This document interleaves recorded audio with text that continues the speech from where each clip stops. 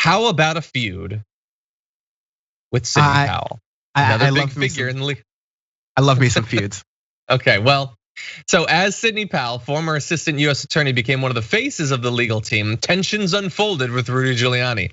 During an outburst, Giuliani, who at that point again was personal lawyer, reportedly described Powell as crazy.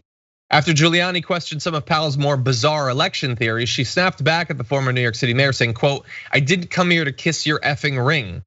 And this seems sort of consistent with some of the early reports we'd gotten of these like danger room style things where they'd bring in all, like Michael Flynn would be there and they'd bring in all these figures and they were all sort of competing with each other to have influence over Donald Trump.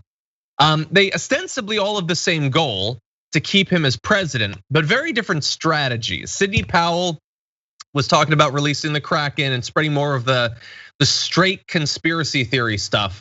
Rudy Giuliani was focused more on the voter fraud, but this is all grift at the end of the day. So despite the fact that they should be natural allies, they have the same goal, they're working for the same man, it really is about them.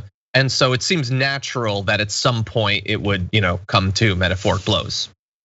Yeah, that's one aspect of a lot of what you're getting here at, is that the reason why no one's coming to protect Giuliani or save him is because he is surrounded by people, probably even in his family too, because I think his like son's running for office or something now, trying to offer those coattails. But like, you're surrounded by people who by their nature are self-dealing. They're around an environment where you have to be looking out for yourself at all times. And there's very little room for collaboration if you aren't planning like 3 steps ahead to backstab them.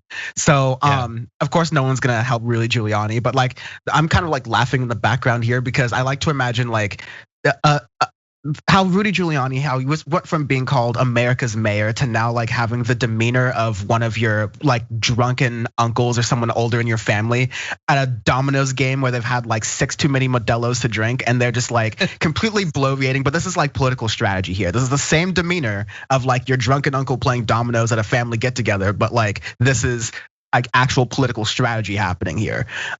It's been an interesting fall to watch Rudy Giuliani kind of like go from this America's mayor, which was already like, marketing from the Republican Party thing, to now this sort of, I guess, representation of the Trump administration of being like sort of a shell of his former self, but also just like representing geriocracy and just general mental decay. Yeah.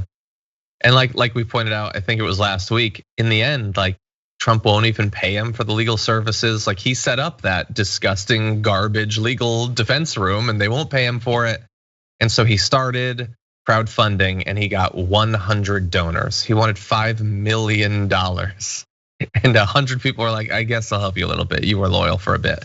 And that's it. What a sad end to America's mayor.